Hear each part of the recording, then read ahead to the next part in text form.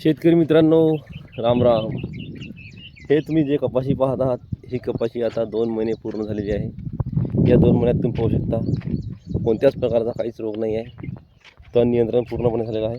पराठीचं गवत सर्व खाक झालेलं आहे. यामध्ये आपण ग्लुकोसायनेट अमोनियमचे तणनाशक मारले होते. तर शेतकरी मित्रांनो, 2 महिन्यामध्ये पराठीची प्रोग्रेस तुम्हाला कशी वाटली कमेंट करून नक्की सांगा.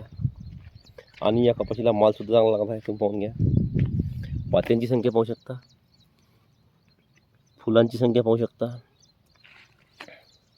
आणि हाईटसुद्धा चांगली आहे. अशी हाईट आहे, कंबरच्या जवळपास हाईट झाली आपली जवळपास. आणि हे हाईट आणि हे निरोगी पराठी आणि पात्यांची बोंडांची संख्या उत्पन्नाच्या दृष्टीने फार चांगली आहे. आपल्याला नक्कीच चांगलं उत्पन्न मिळेल.